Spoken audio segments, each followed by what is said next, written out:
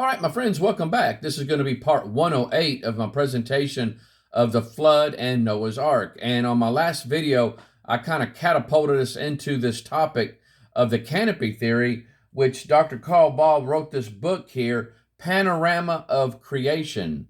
Panorama of Creation. Now, I will have links in the description below of areas that you can go and learn more. I'll put a link into his Creation Evidence Museum, the website. Guys, you're going to learn a bunch of stuff. You're going to get your plates full. And I also did find both of these videos here. If you notice on the screen, Creation and Symphony, the model, and Creation and Symphony, the evidence, which goes into all types of aspects, the canopy theory, and he did an outstanding job. I have both these DVDs. I've had them for a number of years now, but he did these videos a long time ago. And but they're great videos. You can watch them for free on YouTube. So I do have links in the description below. You guys can click on them and watch them and learn some really cool things. But we're going to continue on with the topic of the canopy theory, at least for a couple videos, and then we're going to move into the fountains of the great deep, and look at that. And so, but if you'll notice on the screen here, it says here, in doing research on the hydrogen bomb, physicists at Lawrence Livermore National Laboratories took the element of hydrogen, an element of water, and compressed it under super cold temperatures. When the pressure reached a certain degree under diamond points, the hydrogen took on a near metallic characteristics: superconductive, transparent, fiber optic, ferromagnetic, and crystalline in form.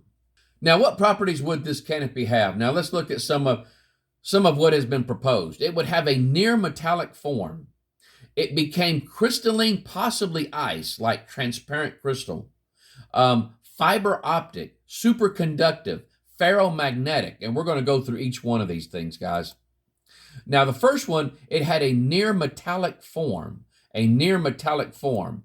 Now, when you break down the word hydrogen, you can split it up into hydrogenes. Hydrogenes, hydro being water, genes for generates, so it's water generate, water former. Hydrogen gas is odorless, tasteless, colorless, and highly flammable. When hydrogen burns in air, it forms water. Now, this is the periodic table of the elements. The periodic table of the elements. And hydrogen is noted as a gas, but is listed with the alkali metals. It's listed with the alkali metals. Astrophysicists have actually discovered a wall of hydrogen gases around the Earth and another around the solar system. Laboratory experiments have proven that hydrogen can take on a solid state. And there's the references there if you guys want to take a look at it. And I thought it was interesting, that last one there, Frederick Goldman, it says in parentheses there, room temperature at high pressure. Room temperature and high pressure. Number 2, it became crystalline, possibly ice, like transparent crystal. Now, crystalline, when you defined it, it's of crystal, like a crystal, transparent of, or the nature of a crystal or crystals. Now, let's take a look at Flavius Josephus. Flavius Josephus, he's a Jewish historian. I actually have his book here, Josephus, the Complete Works of. If you guys want you some extra biblical history to learn some really neat, cool things, you want to get this guy's book and keep it in your library along with the concordance. And so with those right there, guys, you got yourself some really good material to learn your Bible. And so, but he was born Josephus ben Matthias, or Matthias, and he adopted the Roman emperor name Flavius at a later time. Born into a family of priests and became a priest himself. At the age of 14, he was noted for his interest in learning, to the level where the high priest and principal men of the city came to him for insights of the points of the law. Get that, guys, at 14.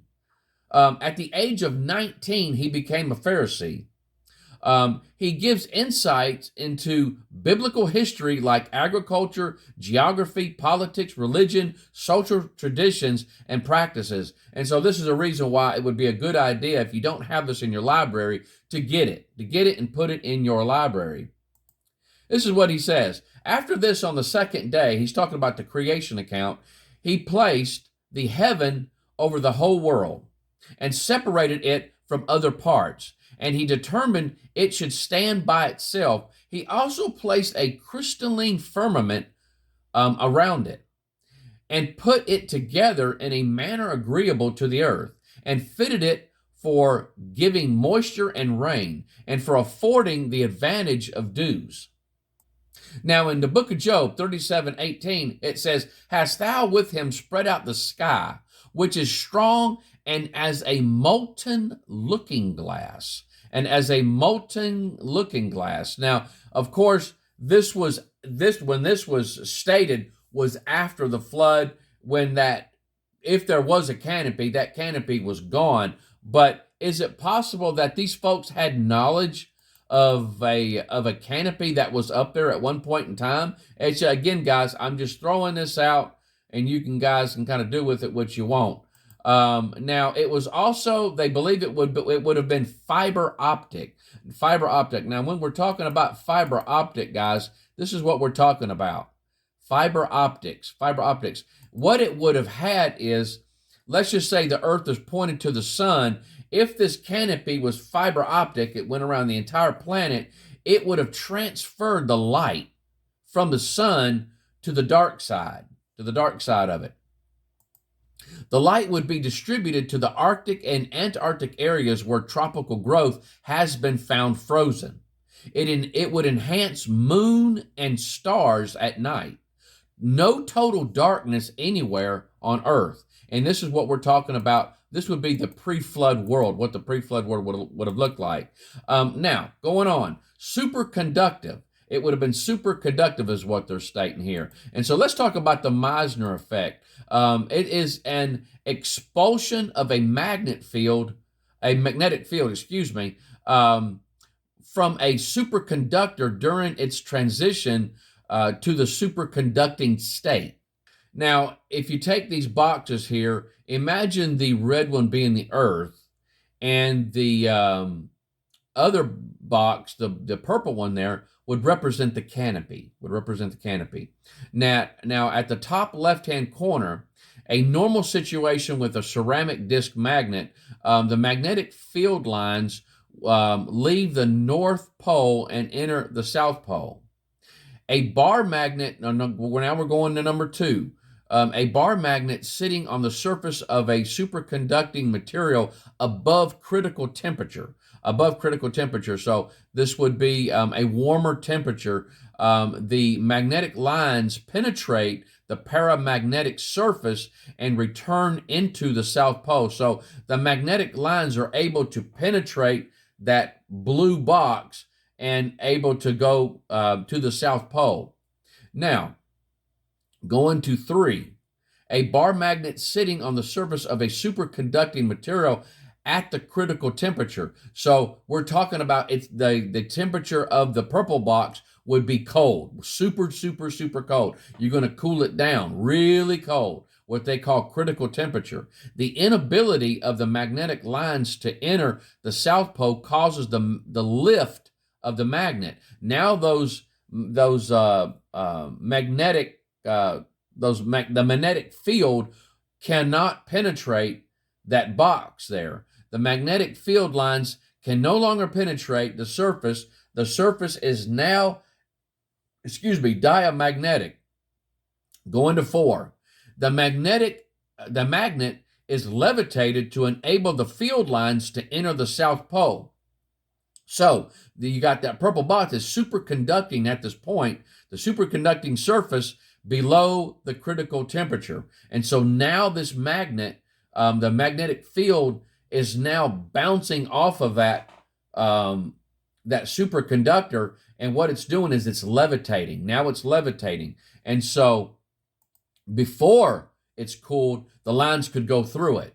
After it is cooled, it is in a superconducting state, and now the lines cannot penetrate that. And so now the canopy has been theorized to be about 10 to 11 miles above the Earth. So that would be in that temperature range at 60 to 110 degrees below zero, dropping as you go up to the stratosphere. So as you start getting to the stratosphere, it starts getting colder.